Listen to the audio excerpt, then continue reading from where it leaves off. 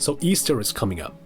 To most, this is a day of celebration of the resurrection of Jesus Christ. But where did this come from? How did Easter come about? This video will go over the history of Easter and why you may or may not want to celebrate this holiday. Spoiler alert, this day has very little to do with Jesus. Before we get into it though, I want to quickly mention, as Christians, our number one goal is to bring glory to God and to reach out to lost souls.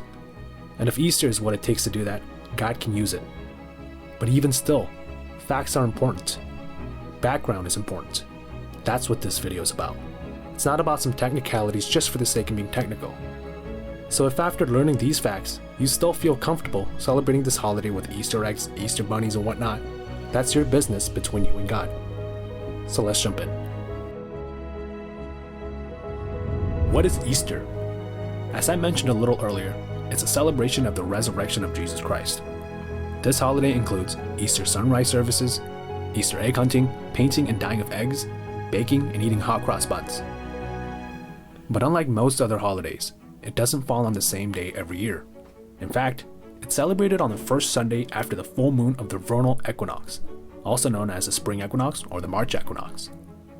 This means that Easter falls sometime between the end of March and April 25th. So why at this time? Why is Easter so closely related to the movement of the sun and the earth? That's because Easter originated as a pagan ritual. Linguistically, the word Easter shares its roots with Ostara, also known as Eostre or Ishtar. Those three words are just different names for the same goddess, depending on that pagan culture. The holiday of Ostara is a pagan holiday, and it's celebrated even today. Depending on the year, it's celebrated sometime between March 19th and the 21st, and it honors their goddess Ostara. To celebrate, pagans put out food such as eggs and sprouts to celebrate the fertility of the land. That's because Ostara, or Eostre or Ishtar, is a goddess of fertility.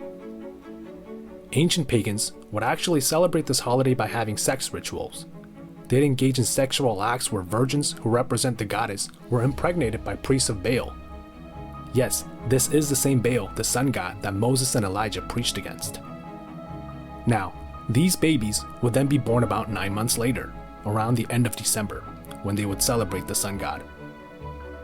Then on the following Ostara day, or Eostre or Ishtar day, these babies would be sacrificed. But why? You may be wondering why, how did something like this become linked with Christianity?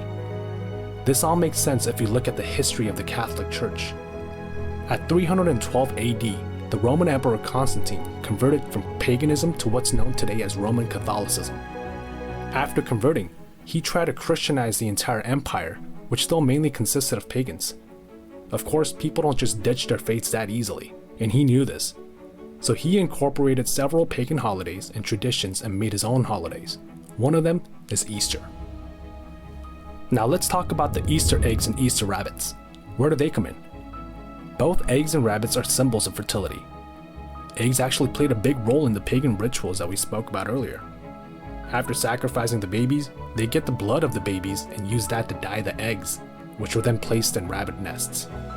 This is the origin story of Easter egg hunting. This is some dark stuff. Another Christian holiday that's closely related to Easter is Good Friday.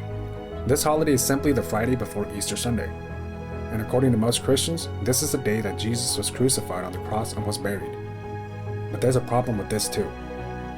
If you turn to John chapter 11, verses 9 through 12, in these verses, Jesus asks a rhetorical question. Are there not 12 hours in a day? Now, logically speaking, if there are 12 hours in a day, there are 12 hours in a night. We know this. In Matthew chapter 12, verse 40, Jesus makes an allusion to Jesus' death and the resurrection to Jonah being in the whale's belly 3 days and 3 nights. The Bible is not vague about this. It very clearly states 3 days and 3 nights.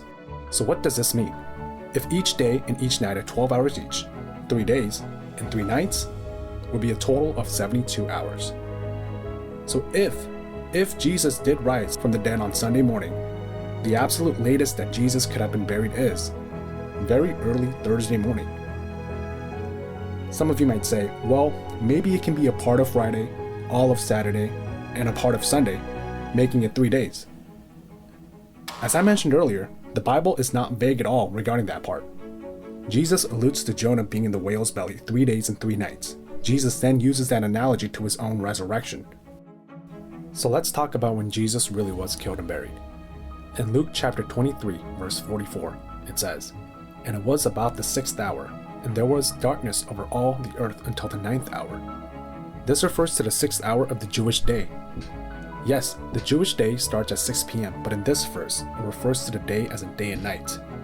This day starts at 6 a.m. This means that there was darkness over the earth from 12 p.m.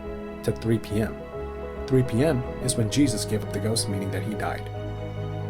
Now, referencing that with John 20, verse 1, Mary Magdalene went out to the tomb on the first day of the week when it was still dark, meaning that it was before 6 a.m.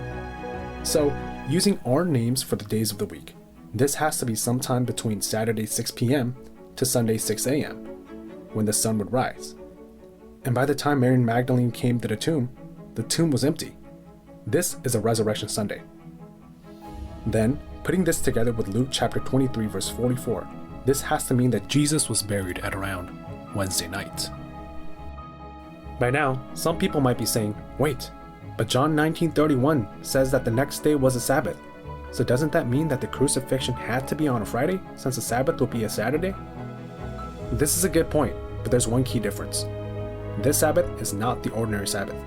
Verse 31 says that this was a high day.